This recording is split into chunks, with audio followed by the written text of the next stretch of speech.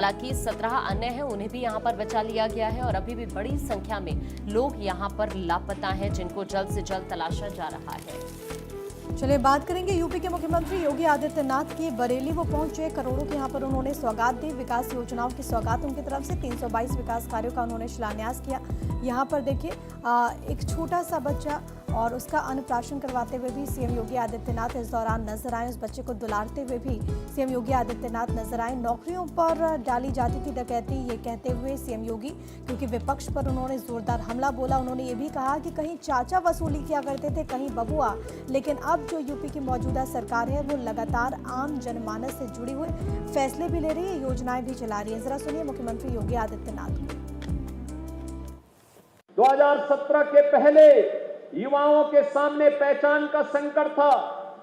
आज पहचान के संकट से हमारे युवाओं को नहीं गुजरना पड़ रहा है। 2017 के पहले अगर कोई सरकारी नौकरी आती थी, उस सरकारी नौकरी पर डकैती डाली जाती थी। उस सरकारी नौकरी भी कैसे बंदर बाट उसमें होता था। कहीं चाचा वसूली के लिए निकलते थे, कहीं बबुआ वसूली के लिए निकल रहे हैं, कहीं पर कोई भतीजा निकल रहा है, कहीं कोई भाई निकल रहा है। और उन रिश्तों को देख करके आप भी उस समय हर व्यक्ति असमंजस में रहता था कि महाभारत में तो ये रिश्ते देखे थे, लेकिन एक नौजवान की नौकरी पर भी ये रिश्ते कैसे हावी होकर के लूट मचाए हुए हैं, ये दृश्य आपने देखा होगा। लेकिन इस बार पिछले 8 वर्ष में 8.5 लाख नौजवानों को हम लोगों ने सरकारी नौकरी दी। अभी हाल ही में 60,244 पुलिस की भर्ती संपन्न हुई। 12,000 से अधिक बेटियां इसमें भर्ती हुई और वे सभी ट्रेनिंग ले रहे हैं। याद करिए, जब अच्छी सरकार आती है तो विकास और समृद्धि साथ लेकर के आती है। ये वही तो बरेली है।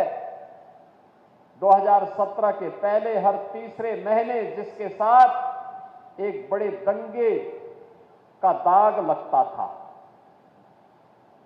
बरेली दंगाग्रस्त जनपद बन गया था, लेकिन 2017 के बाद दंगा नहीं, बल्कि आज नाथ कॉरिडोर बरेली की पहचान बन गई है। नाथ कॉरिडोर से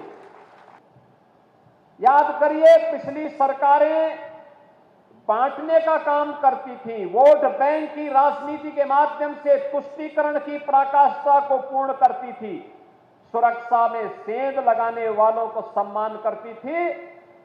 और डबल इंजन की भारतीय जनता पार्टी की सरकार तुष्टीकरण नहीं, बल्कि विकास के माध्यम से जनता जनार्दन की संतुष्टि का माध्यम बन रही है।